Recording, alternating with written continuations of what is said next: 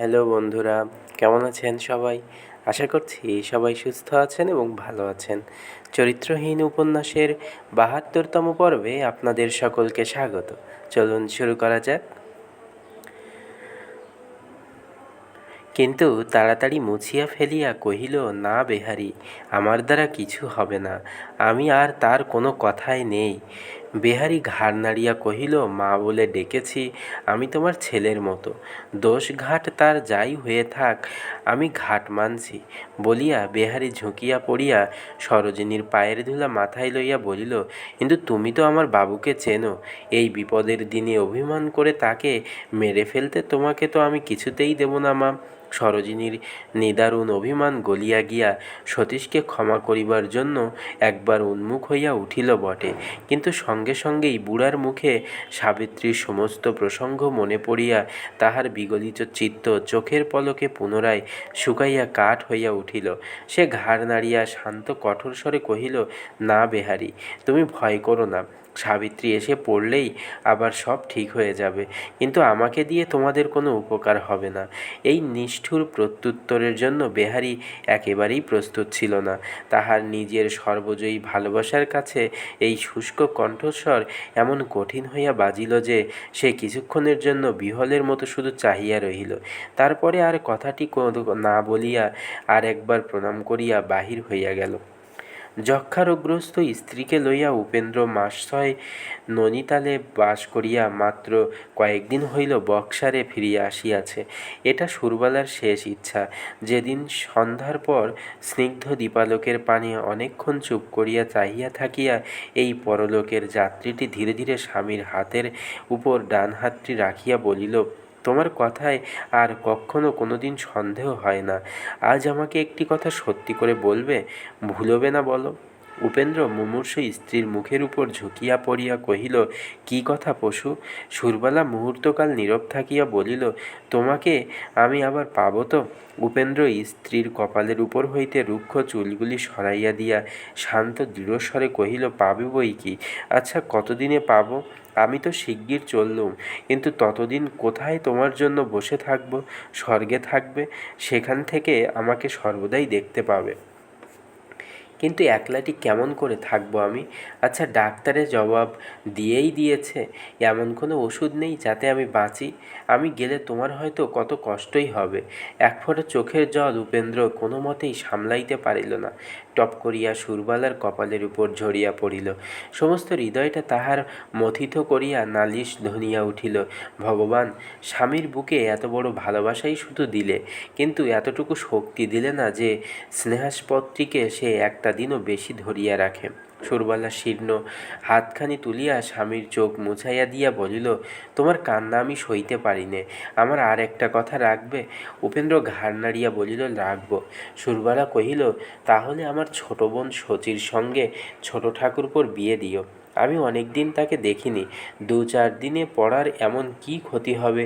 একবার কলকাতায় থেকে আসতে টেলিগ্রাফ করে দাও না। উপেন্দ্রর বুকে আর একবার শেল বিঁধিল। দিবাকরকে সুরবালা যে কত ভালোবাসিত তাহা জানিত, তথাপি তাহার শেষ ইচ্ছা পূরণ করিবার কোনো উপায় নাই। দিবাকরের চরম কীর্তি চিরদিনই সে পত্নীর কাছে গোপন রাখিয়াছিল, আজও তাহা প্রকাশ করিল না। টেলিগ্রাফ করিবার অনুরোধটাই এড়াইয়া গিয়া কহিল, কিন্তু তার সঙ্গে শচীর বিয়ে দিতে প্রথমে তো তোমার মত ছিল না পশু, শুধু আমার মতেই শেষে মত দিয়েছিলে। এখন আমার নিজের মত বদলে গেছে। শচীর জন্য ঢের ভালো সম্বন্ধ আমি ঠিক করে দেব, কিন্তু এ বিয়েতে কাজ নেই সুর।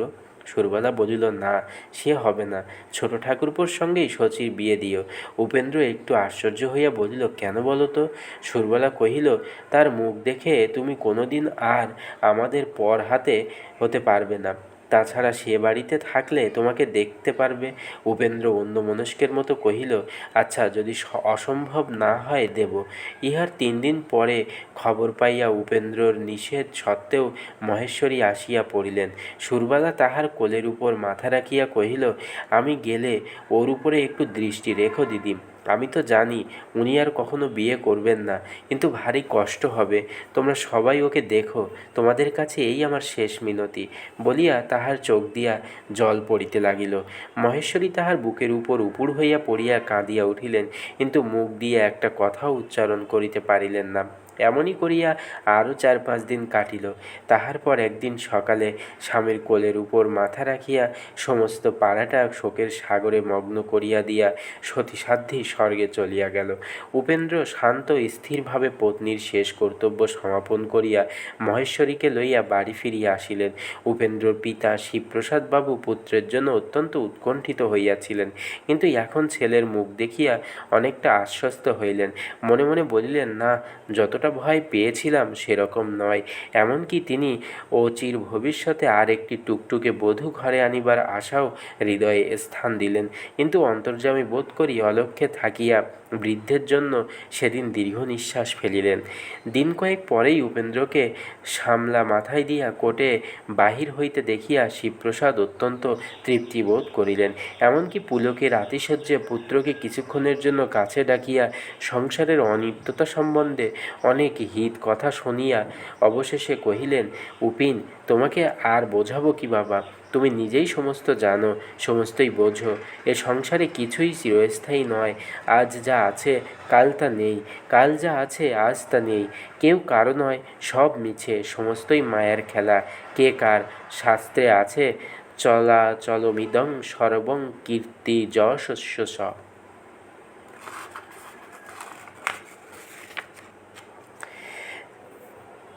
বুঝতে অর্থাৎ কিনা মান বলো, সম্ভ্রম বলো, সমস্তই হচ্ছে টাকা। টাকা রোজগারের উপরই সমস্ত নির্ভর। দেখো না সতীশের বাবা কীরকম টাকাটা রেখে গেলেন বলো দেখি, বলিয়া গম্ভীরভাবে মাথা নাড়িতে লাগিলেন। উপেন্দ্র আনত মুখে নিঃশব্দে সমস্ত শুনিয়া যে আজ্ঞা বলিয়া কাছারি চলিয়া গেল। আদালতে সতীশের দাদার সঙ্গে সাক্ষাৎ হইল। তিনি এই দুর্ঘটনার জন্য অত্যন্ত দুঃখ প্রকাশ করিয়া অবশেষে সতীশের কথা পাড়িলেন। উপেন্দ্রর ধারণা ছিল যে সতীশ পিতার মৃত্যু হইতে বাড়িতেই আছে, কিন্তু এখন শুনিতে পাইল যে সে বাড়িতেই আছে বটে, কিন্তু এখানের নহে, দেশের। টুনুবাবু সতীশের বৈমাত্রেয় বড় ভাই, কোনোদিন তাহাকে সুনজরে দেখেন নাই। এক বাড়িতে বাস করিয়াও কখনো তাহার একটা সংবাদ পর্যন্ত রাখার প্রয়োজন বোধ করেন নাই। বস্তুত সতীশের সহিত তাহার সম্বন্ধ ছিল না বলিলেও অন্যায় হয় না। পিতার মৃত্যুতে অর্ধেক শরিক হইয়া সে দাদার আরও বিষ দৃষ্টিতে পড়িয়াছে। বলিলেন, এর মধ্যেই প্রায় 30-40 হাজার টাকা খরচ করে মস্ত 2 ডিসপেন্সারি খুলেছে, 100 টাকা মাইনে দিয়ে এক ডাক্তার এনেছে, তাছাড়া বাড়িটাকে পর্যন্ত হাসপাতাল করে তুলেছে। উপেন্দ্র সহজভাবে বলিল, হাঁ, এ মতলব তার অনেক দিন থেকেই ছিল, শুধু টাকার অভাবেই এতদিন পারেনি বোধ করি। টুনুবাবু শ্লেষ করিয়া একটু হাসিয়া কহিলেন, সে তো আমিও বোধ করি হে উপিন, কিন্তু শুধু ডিসপেন্সারি খোলার মতলবই তো তুমি জানতে, কিন্তু তার সাধন ভজনের মতলবটা তো আর জানতে না ভায়া। উপেন্দ্র আশ্চর্য হইয়া জিজ্ঞাসা করিল, সাধন ভজন কীরকম? টুনুবাবু বলিলেন, এই যেমন চক্রকারণ, পঞ্চমকার ইত্যাদি। শুধু ফিলান্থ্রপিস্ট নয় হে সতীশ স্বামী, এখন একজন উঁচুদরের সাধক, গেরুয়া বসন, বড় বড় চুল দাড়ি, রুদ্রাক্ষ মালা, কপালে সিঁদুরের ফোঁটা, সদাই ঘূর্ণিত লোচন। তার একটা সই নেবার জন্য রাসবিহারীকে পাঠিয়েছিলাম, সে তো ভয়ে 2 দিন কাছেই ঘেঁষতে পারেনি। আর এই চিঠিখানা পড়ে দেখো, তার চাকর বিহারী আমাকে লিখে পাঠিয়েছে, জবাব দেওয়া এখনও হয়নি, তাই পকেটেই ঘুরছে। বলিয়া তিনি একখানা হলদে রঙের ভাঁজ করা কাগজ বাহির করিয়া উপেন্দ্রের সম্মুখে রাখিয়া দিলেন। নিরুপায় বিহারী সতীশের অগ্রজের কাছে উপায় ভিক্ষা করিয়া এই পত্রখানি পাঠাইয়াছে। খুব সম্ভব সে গ্রামের কোনো অজ্ঞ বালককে ধরিয়া পত্রখানি লিখাইয়া লইয়াছে। আগাগোড়া চিঠিখানা পড়া গেল না বটে, কিন্তু যতটুকু গেল ততটুকু উপেন্দ্রকে বহুক্ষণের নিমিত্তে স্তম্ভিত করিয়া রাখিল। বন্ধুরা, আজ এই পর্যন্ত। পরবর্তী পর্ব আপনাদের জন্য আগামী দিন নিয়ে আসব। ততক্ষণ পর্যন্ত সবাই সুস্থ থাকবেন, ভালো থাকবেন। ধন্যবাদ সকলকে। শুভ সন্ধ্যা।